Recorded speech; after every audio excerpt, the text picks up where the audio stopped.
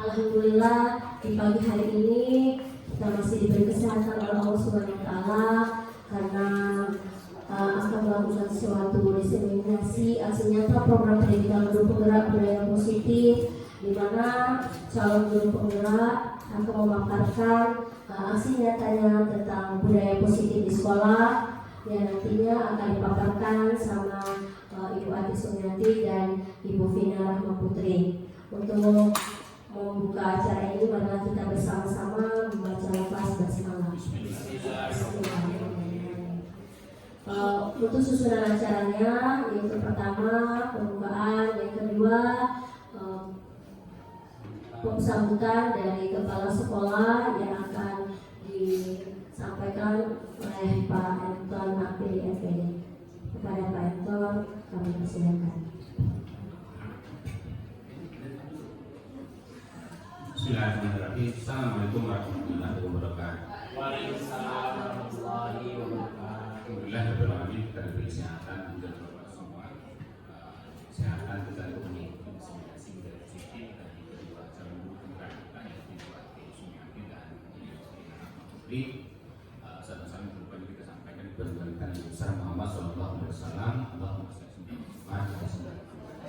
Baik, kami berdoa berselawat, mudah-mudahan yang ada Nabi dan amin ya rabbal alamin. Ibu dan bapak sekalian berbahagia, tentu kita bersyukur pada hari ini bahwa kita diberi kesempatan oleh mereka berdua ini untuk berbagi praktik baik, tentang budaya positif. Maka sekarang itu kalau tanpa kita sadari bahwa kami itu sebenarnya selalu menebarkan virus-virus kebaikan. Tanpa disadari, kami selalu menebarkan virus-virus kebaikan. Sensitif tidak orang itu bahwa kami itu sebenarnya menebarkan itu, tinggal jangan berpikir memaksa untuk kita. Terima kasih. Assalamualaikum warahmatullahi wabarakatuh.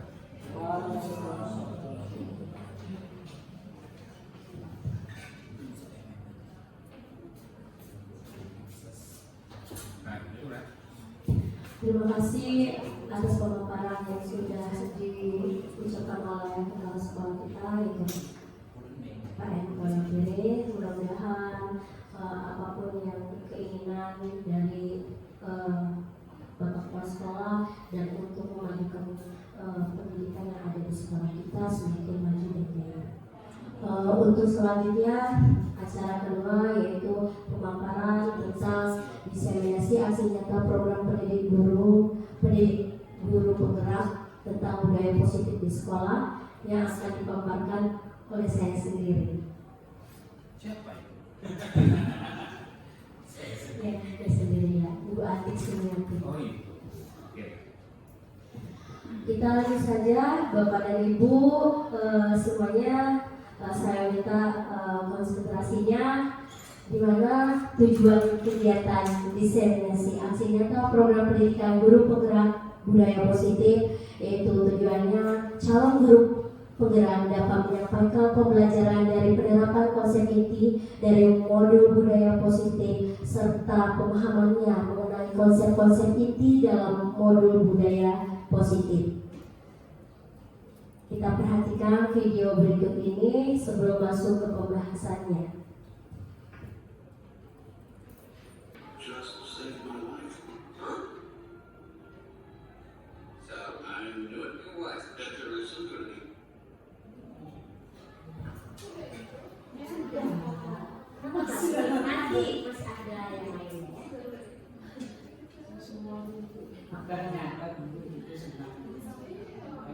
Oh ya, dari video yang sudah kita tonton bersama-sama Bapak dan Ibu, mungkin Bapak Ibu sudah bisa menyimpulkan apa yang terdapat di dalam video itu tersendiri. Nah, salah satunya di mana orang dan binatang ya itu tadi saling bekerja sama untuk bergotong royong untuk menyelamatkan diri mereka masing-masing, tetapi mereka bekerja sama dengan kuatnya supaya bisa selamat dua-duanya. Begitulah juga dengan kita, kalau sekolah kita bekerja sama dan bergotong royong bersama-sama, maka akan menimbulkan suatu kesuksesan bersama. Lanjut dalam materi ini, ada namanya filosofi pendidikan Ki Hajar Dewantara waktu kemarin juga itu kan, lalu perubahan paradigma belajar, disiplin positif, motivasi perilaku manusia, kebutuhan dasar, keyakinan kelas, posisi kontrol, restitusi, dan segitiga restitusi. Nah, dalam poin pembelajaran dengan paradigma baru, yaitu pembelajaran dengan paradigma baru merupakan pembelajaran yang dirancang berdasarkan prinsip pembelajaran berdiferensiasi sehingga para peserta didik belajar sesuai kebutuhannya berdasarkan tahap perkembangan dengan sesuai teori psikologi modern untuk mewujudkan profil pelajar Pancasila. Yang kita ketahui, profil pelajar Pancasila ini ada beriman dan bertakwa kepada Tuhan Yang Maha Esa, kreatif, berbineka global, gotong royong, mandiri, dan bernalar kritis. Itu sudah ada di visi sekolah kita, ya, unggul dalam prestasi dan berjiwa Pancasila. Dalam filosofi Ki Hajar Dewantara, anak bukan kertas kosong. Kenapa anak bukan kertas kosong? Karena anak itu sebenarnya sudah ada gambarannya, ya, di mana kertas kosong itu nanti diukirnya, ya. Maka dari itu adanya kodrat alam nantinya dan kodrat zaman. Juga pendidikan adalah menuntun, menghamba pada murid dan guru ibarat petani.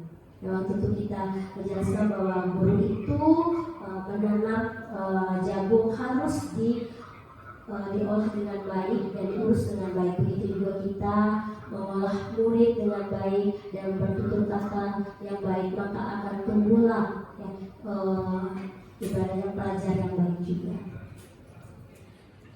Dalam konsepsi tentang teori kontrol, dalam ilusi guru mengontrol murid, ilusi bahwa semua penguatan positif efektif dan bermanfaat, ilusi bahwa kritik dan membuat orang merasa bersalah dapat menguatkan karakter, ilusi bahwa orang dewasa memiliki hak untuk memaksa. Ini adalah miskonsepsi tentang teori kontrol. Bapak Ibu sering ya melakukan tanpa disadari bahwa kita sebagai guru pastinya harus mengontrol murid, tapi kita juga harus tahu penguatan dari positif, efektif dan bermanfaatkan kita mengontrol murid itu sendiri.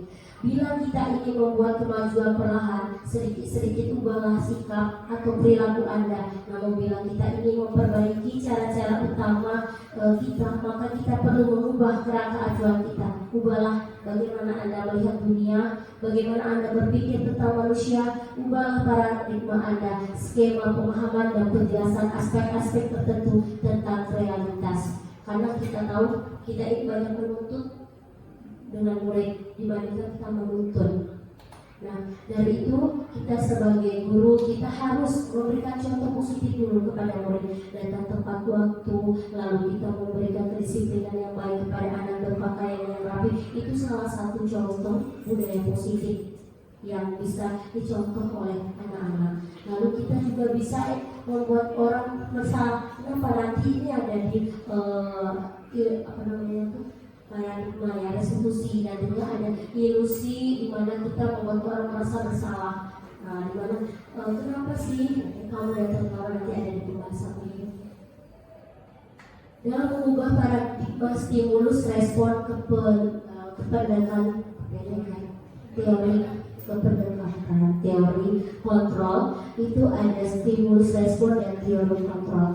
Nah, di sini ada beberapa poin, kurang lebih ada 9, yaitu ada realitas kebutuhan kita, stimulus responnya, teori kontrolnya, di mana kebutuhan ini berbeda-beda pastinya. Ya, kita membutuhkan anak, bagaimana kita membutuhkan pembelajaran juga. Semua orang melihat hal yang sama, setiap orang memiliki gambaran pun juga berbeda dari teori kontrolnya.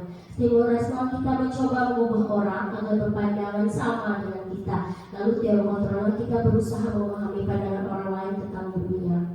Selanjutnya, perilaku buruk dilihat sebagai suatu kesalahan. Teori kontrol yang semua perilaku memiliki tujuan. Jadi yang kelima, orang lain bisa mengontrol saya, hanya Anda yang bisa mengontrol diri Anda sendiri. Lalu saya bisa mengontrol orang lain, Anda tidak bisa mengontrol orang lain. Itu dari teori kontrol. Yang ke-8, pemaksaan ada pada saat bujukan gagal. Teori kontrol, kolaborasi dan konsensus menciptakan pilihan-pilihan baru. Dan terakhir, model berpikir menang atau kalah dan model berpikir menang atau menang. Nah, ini dalam mengubah paradigma stimulus respon ini kita harus menanamkan dulu dari diri kita sendiri. Bagaimana kita bisa seperti kita, orang lain bisa mengontrol saya, katanya stimulus respon, hanya Anda yang bisa mengontrol diri Anda sendiri sebenarnya. Ya, dimana kita harus berbuat kedisiplinan yang baik, kita yang mengontrol diri kita. Kita mau bersikap yang baik, kita juga yang mengontrol diri kita sendiri.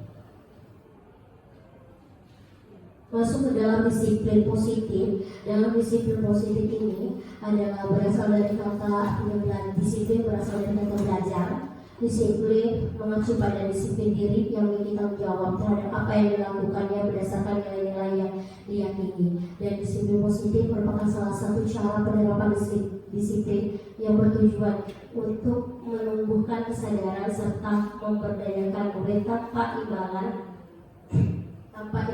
penghargaan atau reward dan ancaman juga hukuman. Sebagai pendidik, tujuannya adalah kita menciptakan murid yang memiliki disiplin diri sehingga mereka berperilaku mengacu pada nilai-nilai universal dan memiliki motivasi intrinsik dalam perubahan perilaku ke arah yang lebih baik. Ini sudah kita lakukan sebenarnya Bapak Ibu. Kedisiplinan kita, lalu kedisiplinan dalam murid juga kita menciptakan budaya positif, yaitu kedisiplinan yang memiliki perilaku mengacu pada nilai-nilai tadi, yang dimana ada kreativitas, kedisiplinan dan sebagainya untuk motivasi kita dalam perubahan perilaku. Setelah itu ada nilai-nilai dari kebajikan. Dari nilai kebajikan ini ada contohnya, baik itu dari institusi atau organisasi, yaitu mencakup 3 ini, yaitu profil pelajar Pancasila, beriman dan bertakwa pada Tuhan Yang Maha Esa, dan berakhlak mulia, berbinekaan global, gotong royong, mandiri, kreatif dan bernalar kritis. Lalu ada PIB, dari mana Primordial Program, toleransi, rasa hormat, integritas, mandiri, menghargai, antusias, empati, pengetahuan, kreativitas, kerjasama, percaya diri dan komitmen. Dan terakhir keterampilan hidup atau life skill dalam yang dimana dapat dipercaya, lurus hati, pendengar yang aktif, tidak merendahkan orang lain dan memberikan yang terbaik dari diri. Ini semua sudah ada dalam nilai-nilai kebajikan yang kita tanamkan, di mana visi sekolah kita yaitu adanya profil pelajar Pancasila yang dimana beriman dan bertakwa kepada Tuhan Yang Maha Esa, berakhlak mulia yang kita lakukan setiap Jumat, adanya sholat duha berjamaah, adanya pembacaan Yasin bersama, itu sudah melakukan suatu beriman dan bertakwa kepada Tuhan Yang Maha Esa. Dan juga ada sholat berjamaah zuhur ya, yang dimana sudah diagendakan ya, dengan kelas-kelas yang lainnya. Lalu dalam program PIB yang ini, di mana kita ada toleransi, pastinya ada toleransi ketika teman yang satu tidak masuk, nah kita bisa memasuki dalam belajar dia yang mana, di mana kita bertoleransi kepada mereka, di mana kita rasa hormat juga kepada yang lebih tua dan juga menghargai, antusias dan empati pastinya kepada keluarga besar kita ya, seorang didik yang mempertemukan ini. Empati di mana maksudnya kita ada arisan, di mana ada arisan, ada juga kunjungan, ada yang sakit, ada yang meninggal dunia, itu kita berempati juga. Lalu dalam keterampilan hidup dapat dipercaya, lurus hati, pendengar yang aktif. Nah ini Bapak Ibu, pendengar yang aktif kita bisa mengambil di mana Bapak dan Ibu bisa mengambil positifnya dalam pembelajaran, seperti kita melakukan seminar-seminar pendidikan apapun, yang dimana pendengar yang aktif ini mengikuti dengan baik struktur yang ada. Itu dalam nilai-nilai dari kebajikan. Dalam kebutuhan dasar manusia, di mana segala sesuatu yang kita lakukan untuk mendapatkan apa yang kita inginkan, pastinya seluruh tindakan yang kita lakukan memiliki tujuan, yang kita lakukan, yang mana memiliki tujuan tertentu. Semua usaha baik yang kita. Assalamualaikum warahmatullahi wabarakatuh. Saya melanjutkan materi dari Ibu Ati Sumiati. Mohon maaf jika saya minta maaf dulu sebelumnya jika ilmu saya masih tidak seberapa dibanding Bapak Ibu mungkin. Tapi ini adalah ilmu yang saya dapat selama saya belajar di guru penggerak. Insya Allah saya akan salurkan sebaik-baiknya kepada Bapak Ibu. Semoga bisa dapat apa yang saya dapat juga selama ini. Kita balik sedikit karena sebenarnya materi ini terpotong. Kita balik sedikit saja dari materi Bu Ati tadi. Motivasi perilaku manusia itu ada 3. Yang pertama adalah menghindari hukuman, sepertinya anak-anak kita banyak yang di sini. Yang kedua itu mendapatkan imbalan atau penghargaan. Yang ketiga itu dari dirinya sendiri. Maksudnya dia menghargai dirinya sendiri, melakukan itu dari dirinya sendiri. Saya ibaratkan sendiri. Ini ya, misalnya kita ada mengepal sebuah kertas. Nah, jika misal di antara kita misalnya Ibu Ati misalnya, saya mau lihat itu kertas yang di dalam tangan kamu apa? Misalnya Ibu Ati bertanya seperti itu saya. Kalau misalnya saya tidak mau membuka tangan saya, Ibu Ati tidak akan bisa punya kuasa untuk membuka tangan saya.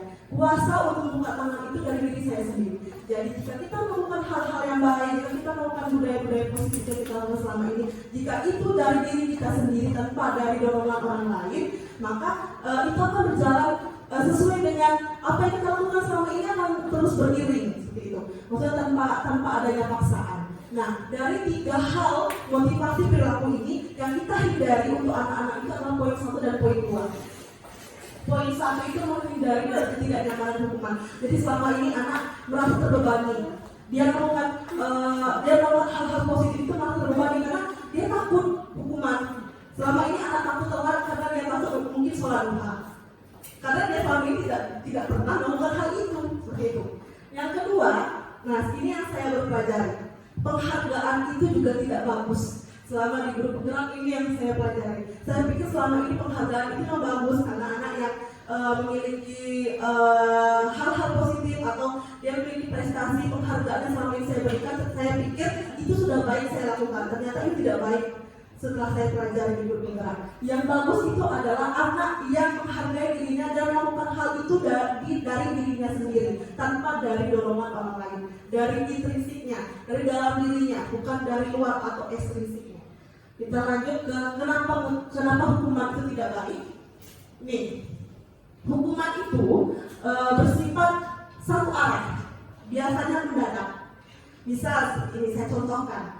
Ada anak yang tidak memakai sepatu putih, padahal waktu itu jadwal sepatu hitam. Kita ambil tuh sepatunya, jadi anak seharian tidak bersepatu, nyeker. Hal itu hukumannya satu arah, karena dari guru itu sendiri. Anak tidak tahu sebelumnya kalau tidak memakai sepatu putih, nyeker. Seperti itu. Jadi kan itu hukumannya satu arah dari guru saja. Anak merasa terbebani, anak merasa sedih, anak merasa menyesal, tertekan. Hukuman itu membuat anak tertekan. Tapi jika ada konsekuensi, nah di sini konsekuensinya. Konsekuensi ini berbeda dengan hukuman.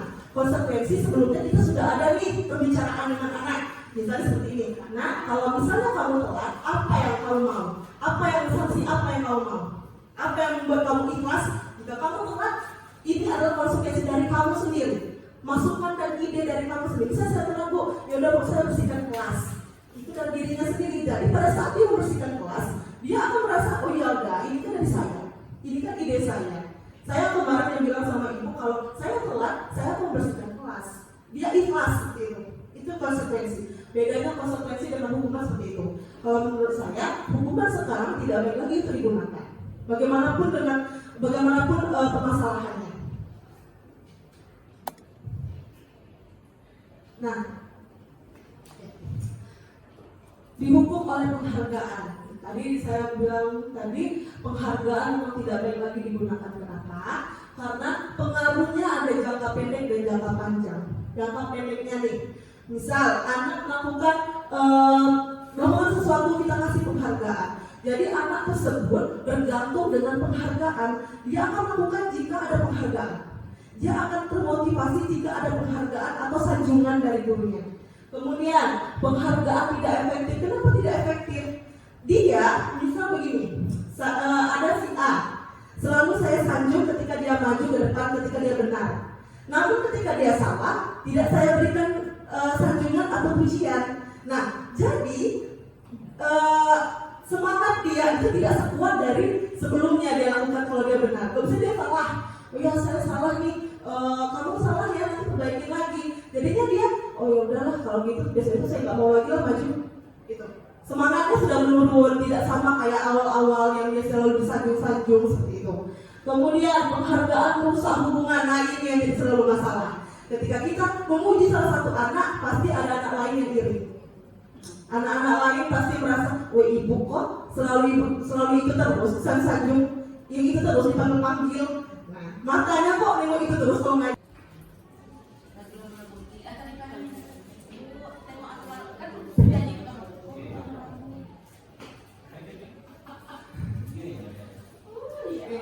Jadi sudah ada video tentang penerapan dari 5 posisi kontrol guru.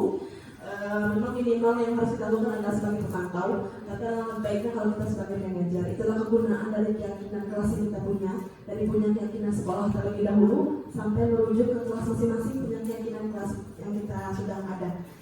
Kemudian untuk hal permasalahan murid yang harus kita lakukan adalah dengan restitusi. Restitusi membantu murid menjadi lebih memiliki tujuan, disiplin positif, dan memulihkan dirinya setelah berbuat salah.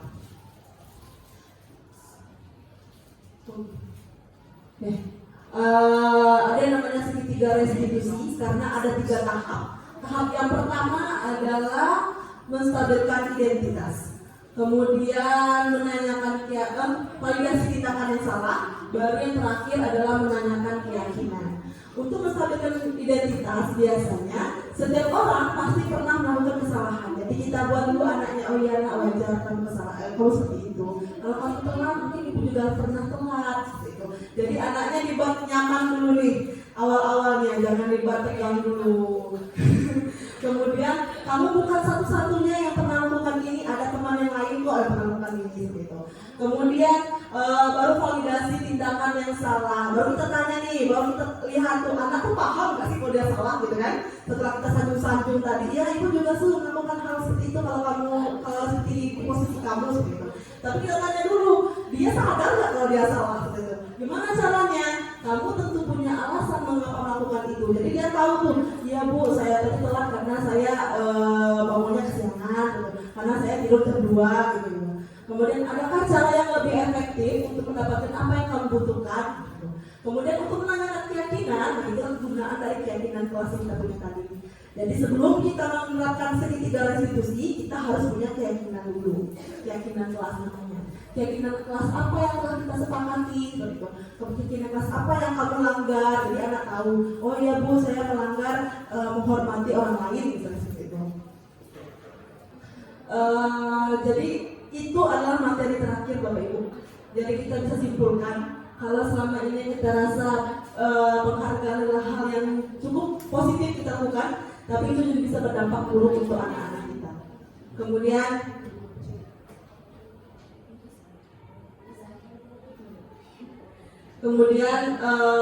saya balik lagi ke Ki Hajar Dewantara. Kita balik lagi ke Bapak Pendidikan kita. Jadi semua itu bermuara dari modul 1 kami itu tentang Ki Hajar Dewantara. Jadi semuanya itu bermuara dari pemikiran Ki Hajar Dewantara semua. Kenapa dia jadi Bapak Pendidikan? Karena ada cerita sedikit yang saya lihat di elaborasi pemahaman. Di situ menceritakan kalau dia waktu itu sedang merumuskan tentang semboyan pendidikan. Kalau saya tidak salah, mohon maaf kalau salah. Tentang semboyan pendidikan. Jadi dia sedang merumuskan itu. Entah di sebuah negara, kalau nggak salah itu ada negara yang bersalju. Tapi ada negara apa saya lupa, mohon maaf karena memori saya memori pendek.